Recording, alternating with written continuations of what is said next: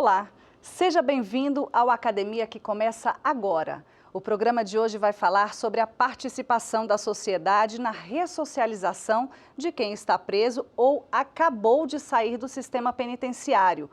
Qual o papel da sociedade nesse processo? Hoje nós vamos discutir o desafio de ressocializar no terceiro maior sistema carcerário do mundo, o brasileiro. A pesquisa é do mestre em Direito, Fernando Parente. Ressocialização do preso e do egresso. Fundamentos para a participação da sociedade à luz de aspectos social, religioso, filosófico e jurídico. Dissertação apresentada como requisito para a obtenção do título de mestre em Direito ao programa de pós-graduação do Centro Universitário de Brasília. Orientador, professor doutor Inocêncio Mártires Coelho. 1 em cada 4 condenados reincide no crime. É o que aponta a pesquisa do IPEA, Instituto de Pesquisa Econômica Aplicada. O estudo foi realizado em 5 unidades da Federação, a pedido do Conselho Nacional de Justiça, e considera o conceito de reincidência legal, conforme os artigos 63 e 64 do Código Penal. Só reincide aquele que volta a ser condenado no prazo de 5 anos após o cumprimento da pena. Outros levantamentos já realizados sobre reincidência, com taxas mais elevadas, costumam considerar a quantidade de indivíduos que volta a entrar nos presídios ou no sistema de justiça criminal, até mesmo os presos provisórios. E para debater este tema estão aqui Luiz Otávio Teles Assunção, doutor em Sociologia, e Thaís Dimê, doutora em Direito. Obrigada pela presença de vocês, debatedores, Luiz e Thaís. Eu que agradeço. Sejam bem-vindos ao programa. Muito obrigado. E obrigada também, Fernando, pela sua presença aqui, por ter trazido a sua pesquisa aqui para a gente. Obrigado pela oportunidade de colocar isso para o público. Bom, nós acabamos de ver na reportagem alguns dados, né? 1 em cada 4 condenados reincide no crime. Agora, eu queria começar discutindo com você sobre o que é de fato ressocialização e sobre esse índice, né? Existe um índice que é baseado na legislação, agora há controvérsias também, né? Então, explica isso direitinho para a gente. Exatamente. Primeira observação que a gente tem que fazer, Jordana, é o seguinte: as políticas ressocialização, reeducação, reabilitação são criticadas do ponto de vista técnico, mas é o que a gente tem hoje de usual. Partindo dessa primeira observação, a ressocialização é a ideia de quem foi para o mundo do crime, reconhecido processualmente como um criminoso, cumpre a sua pena, está em cumprimento ou já cumpriu, ele ser reinserido àquele grupo social que um dia ele violou as regras. Essa é a ideia, essa é a percepção. Por quê? Do ponto de vista sociológico, e o professor Luiz vai poder nos dizer isso muito melhor, nós somos um grupo de pessoas e precisamos conviver, no mínimo, de modo respeitoso. Então, se aquela pessoa cometeu um delito, ela precisa reaprender ou aprender. Muitas das pessoas não foram sequer socializadas, e aí você fala em ressocialização de quem nunca foi socializado é algo estranho. Essas pessoas precisam ser reinseridas naquele grupo para que possam voltar a conviver nas regras do grupo. Essa é a ideia da ressocialização. E aí vem diversos valores jurídicos, valores eventualmente morais, existem valores religiosos que diversas penitenciárias do Brasil trabalham, religiões as mais diversas fazem trabalhos sociais nos presídios, então você vai recolocando esses valores nas pessoas para que elas possam, ao cumprir a pena, poder voltar e ser o chamado cidadão de bem, né, que é um conceito não definido, mas popularmente usado. Bom, e esse é o seu recorte, né? Você traça um paralelo entre religião, sociedade, filosofia, sociologia, e religião é um assunto bem complexo da gente discutir, né? Exato. Essa pesquisa começou com um fato que eu vivi na minha vida pessoal. Eu frequentava uma determinada igreja e saí do evento religioso e um dos frequentadores, logo após sair, teve uma atitude errada, foi chamar a atenção dele e ele soltou impropérios, né? Palavras que não são de se dizer. De baixo calão. E aí, com isso, aquilo me chamou a atenção para a contradição. Poxa, acabou de sair de uma orientação religiosa, né, de supostamente seguir valores, e isso não está acontecendo na prática logo na sequência. E eu percebi que essa mesma contradição acontecia do cidadão brasileiro com o preso no Brasil, seja ele dentro do presídio, seja ele ex-presidiário. E aí, anos depois, no mestrado, a ficha me caiu e eu resolvi estudar isso. E fui ao IBGE, né, peguei o censo 2010, e nós tínhamos, na época, 200 milhões de brasileiros, e dos quais 180 declaravam, 92% declaravam ter religião. Esse número dá 172 milhões à época. Ou seja, nós somos um país essencialmente religioso, não importa qual a religião se declare. E eu percebi que ao não se comportar com o preso da maneira que os valores das religiões ensinam, a gente tinha uma contradição social, a gente tinha um problema jurídico, porque a nossa legislação, a Constituição determina que a sociedade participe junto com o Estado da segurança pública, e ressocialização é mais uma atividade de segurança pública, e percebi que do ponto de vista filosófico isso também tinha um problema. E eu fui estudar fundamentos para que você, cidadão, você, sociedade, participe dessa reinserção de alguém que errou. E uma das coisas que eu coloco no trabalho é: o Deus da religião, seja qual for, perdoa. Nós, humanos, não perdoamos aquele que comete o crime, que viola as nossas regras. É um contrassenso que eu levantei no trabalho. Então, é claro que é algo que vai além da legislação, mas a própria legislação prevê. Prevê. A Constituição Federal, a Lei de Execução Penal também coloca a sociedade com um papel importante, e nós temos diversas atuações particulares de cidadão isolado ou de associações para além dos trabalhos religiosos. Temos diversas atuações de cidadão lá dentro. Temos médicos voluntários, temos dentistas voluntários, psicólogos voluntários, alguns até professores voluntários dentro do sistema sozinho, mas também temos grupos trabalhando em conjunto com isso. Bom, e essa postura, ela alimenta o ciclo da criminalidade? Com certeza. O que é importante dizer é que qualquer que seja o trabalho social lá dentro, não adianta só ele. Quando o cidadão que está lá dentro sai, o condenado, preso, que pagou ou está pagando a sua pena, ele sai, ele precisa reencontrar aqui uma oportunidade. Porque ao fechar as portas é justamente o maior causador do retorno dessa pessoa ao sistema.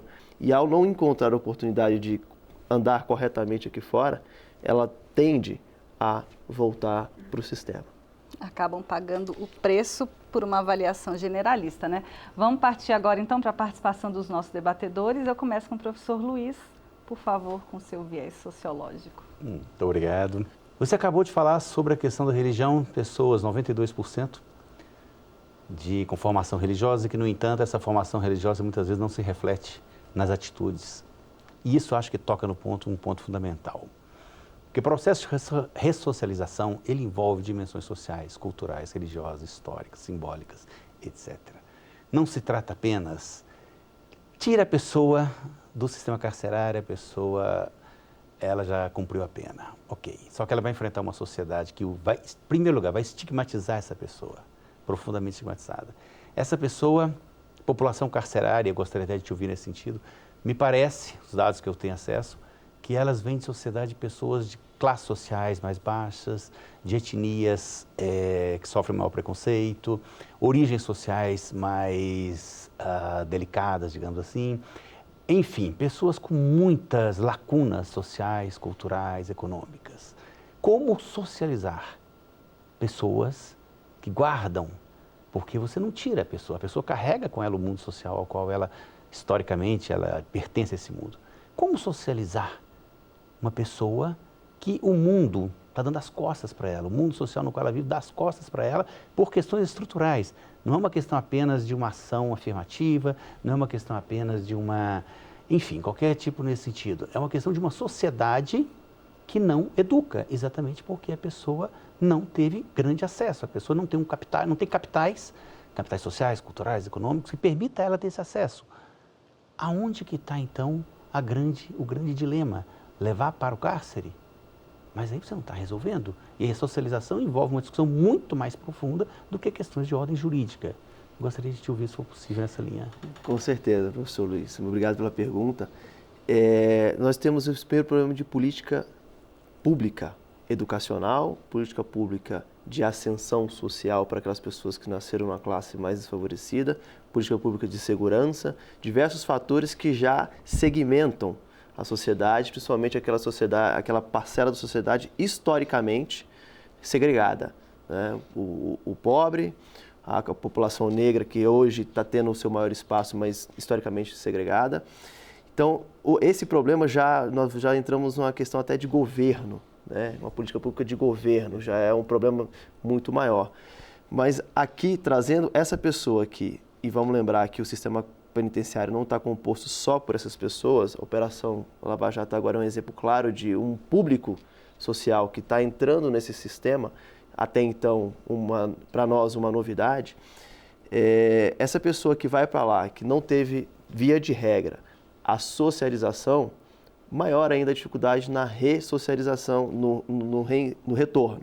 Por quê? Porque existe o preconceito, maior ainda agora, de nós, com aquela pessoa que já era mal vista, agora fica mais ainda mal vista. Nós temos um trabalho em Maringá, Paraná, mencionaram um trabalho, de um empresário que contrata, com o presídio de Maringá, ele contrata a mão de obra dos presos. Esses empresários, que aqui no DF também tem, que captam essa mão de obra dentro do sistema ou quando sai de lá, são vistos como uma mão estendida pela sociedade. Só que essa mão ela tem sido solitária. Ela precisa ser conjuntural, na verdade. Multiplicada, né? Eu vou pedir licença para vocês um minutinho, porque agora a gente vai partir para um breve intervalo. E você que está aí nos assistindo, espere só um minutinho. Já já a gente volta.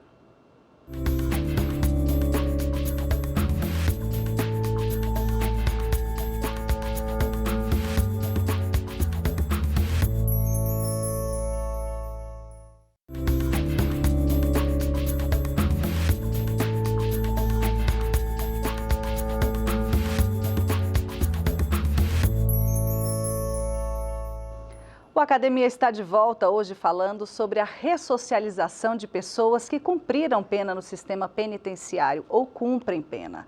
E abrimos este segundo bloco com um exemplo positivo, um método de ressocialização que muda a vida de muitos brasileiros. Dá só uma olhada. A Associação de Proteção e Assistência aos Condenados, APAC, está presente em 43 cidades brasileiras. É um método alternativo de ressocialização que insere homens e mulheres em uma realidade repleta de autorresponsabilidade, autovalorização, solidariedade e capacitação. Tudo isso aliado à humanização do ambiente prisional. A Fraternidade Brasileira de Assistência dos Condenados afirma reduzir em 30% a reincidência criminal nesses locais. Em algumas APACs, esse índice chega a 98%. Bom, e depois desse exemplo belíssimo, a gente volta com a participação agora da professora Thaís, por favor. Bom, um prazer. Primeiro, queria agradecer o convite, parabenizar também o mestre agora em Direito pela pesquisa. Esse tema é um tema extremamente polêmico, a gente falaria aqui muito nisso.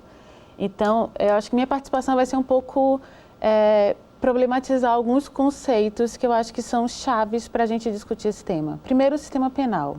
Ele não foi criado para socialização. Historicamente, o sistema penal foi criado para excluir uma camada da população que não era considerado adequado. Então, aqui no Brasil, passou a ser a população índia e negra. A Índia foi dizimada, a população negra foi presa. Então, o sistema penal ele nunca existiu com o intuito de socializar. Por isso que eu tenho uma visão muito crítica, muito clara, assim, que quando as pessoas dizem ele não serve a que ele foi criado, talvez ele sirva, porque ele foi criado para segregar. Hoje, no país, você tem presos negros e pobres. Exceções muitíssimas pontuais. E o que é que eu estou falando? O sistema penal ele é seletivo. Quem está lá dentro porque é excluído. Se nós fizéssemos a mesma coisa que uma pessoa negra e pobre, essa pessoa iria para o sistema penal e nós não vamos para o sistema penal.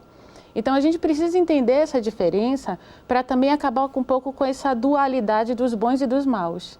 sabe? O cidadão de bem me incomoda muito, não existe um cidadão de bem, né? Nós não somos, porque parece que a gente se coloca no patamar superior e aquelas pessoas que são presas são no patamar inferior e nós somos os bons que vamos ajudar por uma questão de fraternidade. A gente tem uma sociedade extremamente desigual, extremamente injusta, então qualquer coisa que a gente faça não vai ser por bondade, vai ser por obrigação, né? Por obrigação de construir uma sociedade que tenha possibilidades iguais para todas as pessoas terem acesso. Então eu acho que isso tira um pouco o estereótipo do preso como o estereótipo do mal. Né? E como se fora tivesse todo mundo bom e quem entrou fosse mal, quem está fora é bom. Então a gente precisa primeiro quebrar com isso, para quebrar também com essa ideia meio superior de que eu vou fazer isso porque eu sou melhor e vou ajudar isso por bondade. Então entender e criticar um pouco a existência do sistema penal, inclusive se ele precisa ou não existir nesse formato, se isso diminui ou não a violência, segregar essas pessoas, isso está diminuindo a violência no Brasil, o fato do Brasil ter passado a ser o terceiro maior sistema carcerário do mundo diminuiu ou aumentou a violência. Então, a gente precisa ver de uma maneira muito mais concreta o impacto desse sistema penal e dessas pessoas que estão lá dentro. Mas, sem dúvida nenhuma, é preciso ter um trabalho de inclusão dessas pessoas. Também não gosto da palavra ressocialização, porque todo mundo foi socializado, de alguma maneira, nas diversas socialidades das sociedades que a gente tem dentro da sociedade brasileira. A gente tem muitas, né? Então, o desafio é você dar possibilidades e direitos iguais para aquelas pessoas que não tiveram direitos desde o começo. São todas as pessoas que estão lá são coitadinhos, não tiveram direito? Não. Algumas pessoas tiveram acesso ou não tiveram acesso, independente, mas a questão é, para você ter uma sociedade onde você possa dizer essa pessoa realmente está fora, você precisa ter todo mundo numa situação igual, senão você não pode medir. São só contrapontos que eu acho que são importantes para ter uma visão crítica desse aspecto mais geral. E eu aproveito, antes de você comentar o posicionamento da professora Thaís, para perguntar também, para adicionar uma dúvida. Existe algum outro formato prisional?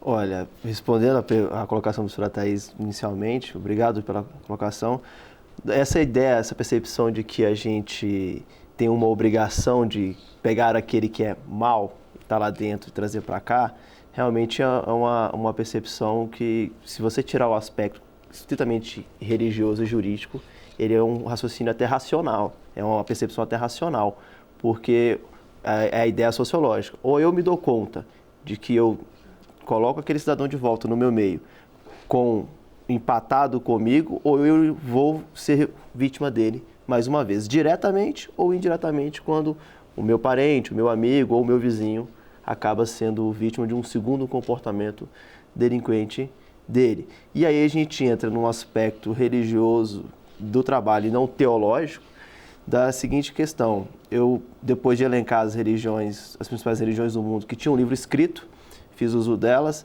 e peguei valores incomuns, amor ao próximo e o perdão, que são valores incomuns das diversas religiões.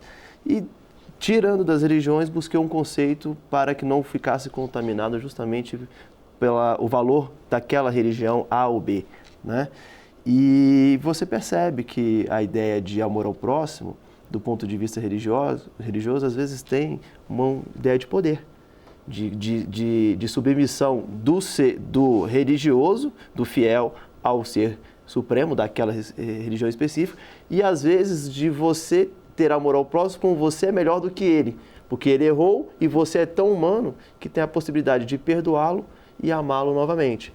Só que mesmo com essa ideia torta, vamos colocar assim, de amor ao próximo e de perdão, nós não vemos nem isso acontecer com a população carcerária dentro do sistema ou recém-saída do sistema. E respondendo à sua colocação, nós temos exemplos de países que estão abolindo, não tem como falar em abolição no sentido próprio, mas que reduziram o papel penal e que a violência foi a quase zero. A Noruega, os países escandinavos são o exemplo maior disso, e eu pego ele na Noruega.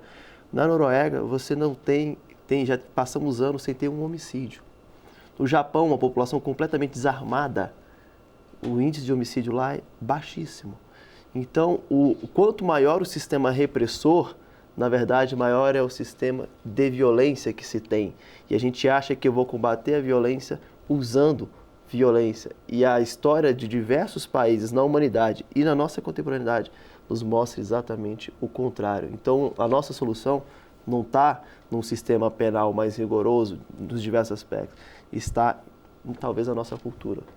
Aí se encaixa a contestação feita pela professora Thaís. Ou talvez a diminuição da desigualdade, porque esses países que você está citando são países onde você tem a diferença entre os mais ricos e mais pobres muito menor do que você tem num país como o Brasil ou outros países que têm grandes índices de violência. Então, talvez seja possível associar a grande desigualdade aos altos índices de violência, né? Perfeito, professor. Perfeito. Eu acho que é exatamente isso. Você fez referência aos países escandinavos. Eu acho muito pouco difundida o Índice de Desenvolvimento Humano, o famoso IDH. E ele é um excelente indicador do que significa saúde, educação, enfim, questões de menor desigualdade social e muito pouco difundido esses elementos. Isso, inclusive, queria me levar para essa outra questão que você fez referência a ela, que é a questão de um discurso autoritário, mais ou menos difundido, até muito mais difundido do que deveria, em que esse discurso autoritário ele afirma bandido bom é bandido morto. Um discurso muito autoritário que está relativamente fortemente difundido na sociedade e um discurso que valoriza a repressão, exatamente como você acabou de dizer, valoriza a repressão e menos a educação. Quantas vezes abrimos jornais e ouvimos aumentou o contingente de policiais em determinada região. E o processo educacional? O que se fala sobre o processo educacional? O que se fala sobre diminuição de desigualdade social? Esse discurso ele é muito menos difundido do que esse discurso relativamente populista, aumentou o contingente populacional policial. Essa valorização da repressão, que é relativamente, a gente ouve com uma certa frequência, e essa menor importância se dá à educação, ao IDH e etc. Eu acho que está na raiz dessa questão. Se você pudesse também desenvolver um pouco mais essa ideia, eu gostaria de te ouvir. Vamos sim, professor Luiz. É uma grande questão. A gente não costuma ouvir ou ler na mídia dados educacionais, de desenvolvimento social. Pelo contrário, quando a gente costuma escutar, são exemplos de que o Brasil caiu no índice de qualidade do ensino da matemática, da ciência. A gente vê informações negativas como regra, não vê informações positivas e, quando tem, são poucas, são esparsas, espalhadas. Mas, ao contrário, nós temos, professora Thaís, por incrível que pareça, a população alvo principal do sistema penal, né, que prende basicamente traficante, homicida, quem rouba e furta, são os 4 crimes que prendem no Brasil, basicamente. Essa população da camada mais baixa é uma população que apoia, por vezes, paradoxalmente, apoia a violência policial, que ela é quem mais sofre. Temos uma população esclarecida que diz bandido bom é bandido morto. Quando em nenhum país desenvolvido com IDH classificado como mínimo, o razoável, se tem um sistema repressivo tão autoritário. Vamos lá, os Estados Unidos tem a maior população carcerária do mundo, 2.200.000 presos dentro do sistema ou vigiados em prisão domiciliar.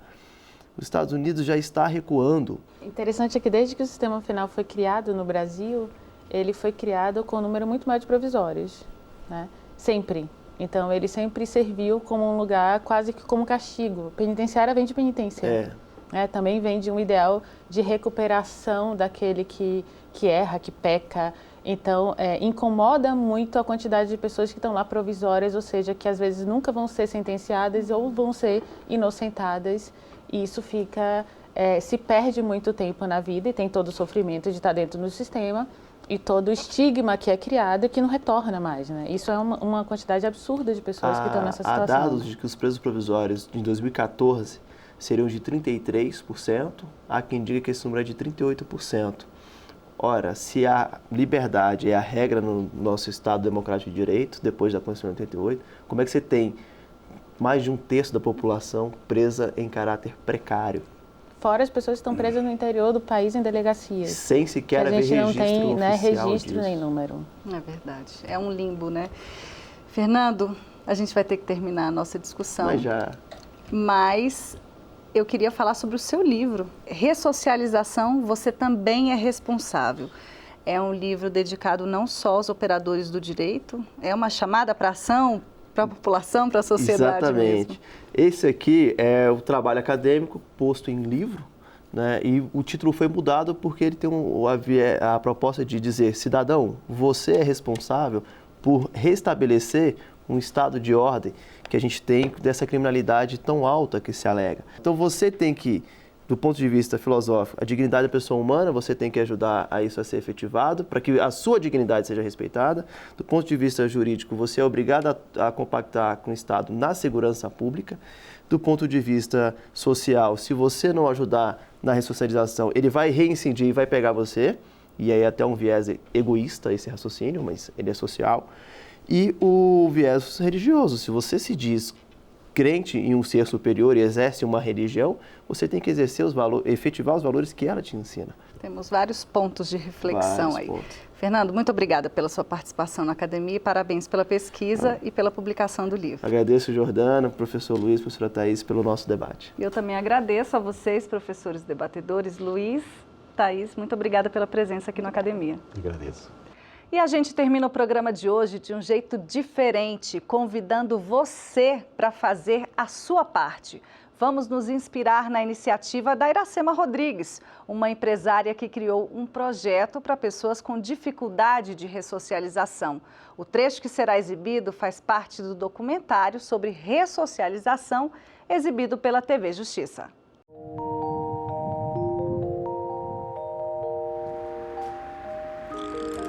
Dona de um restaurante na Serra da Cantareira, em São Paulo, a empresária Iracema Rodrigues resolveu arregaçar as mangas.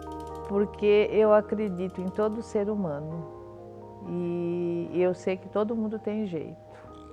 Todo mundo tem jeito. Se a gente recupera uma porta toda quebrada, uma janela toda destruída, a gente recupera, eu acho que o ser humano, o ser humano também tem jeito. Há 35 anos, ela deu início a um programa de oferta de emprego a pessoas com dificuldades de ressocialização, em especial, ex-detentos. Eu comecei trazendo 10 jovens e nem eu sabia o que eu ia fazer aqui, mas eu acreditei. Há um conjunto de problemas a serem enfrentados pelo Poder Judiciário, com o julgamento rápido dos processos, pelo Poder Executivo, com a construção de unidades prisionais em condições de realmente o preso poder cumprir, ter local para o banho de sol, ter local principalmente de trabalho, porque se ele fica o dia todo sem fazer nada, isto gera muitas precárias condições para ele retornar para a sociedade e principalmente para que não tenha ausência de condições ou manutenção desse estigma do egresso. Quer dizer, a sociedade também precisa de participar. Este é um desafio muito grande, porque este é uma sensibilização que é preciso ser feita com a sociedade.